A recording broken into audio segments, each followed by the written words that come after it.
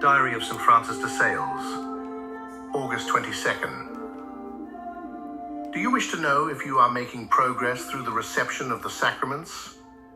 You will recognize it by the way in which you advance in the virtues proper to each sacrament. For instance, if your confessions yield an increase in love for your own humility and lowliness, virtues inherent to this sacrament, then you will know your progress. If through Holy Communion you become gentler and kinder, since this sacrament is all sweetness, you are benefiting from its essence. However, if you are not becoming any humbler or gentler, you might deserve to have the bread withdrawn, as you are unwilling to work for it. Familiar Entertainments.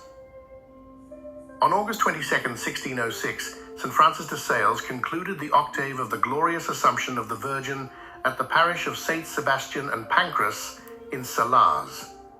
The sermon on that day, entirely dedicated to the Mother of God, was delivered in the form of a catechism to educate the people more effectively and intimately.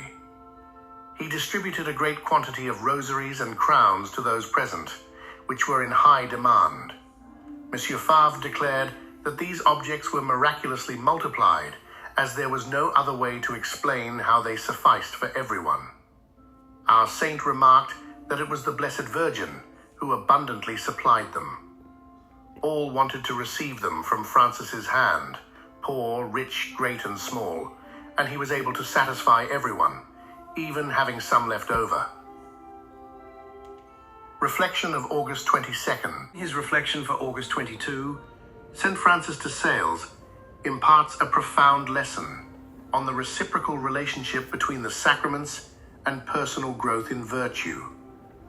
He challenges us to assess our spiritual progress by identifying advancements in virtues attributable to the sacraments. This introspection helps us measure our sincerity and genuine participation in faith. The emphasis lies on becoming more humble and gentle, virtues that stem naturally from confession and communion as signals of true spiritual advancement.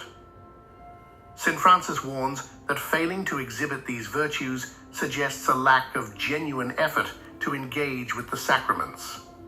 This notion serves as a candid reminder to not partake in spiritual practices passively, but to earnestly strive for personal transformation and alignment with divine virtues.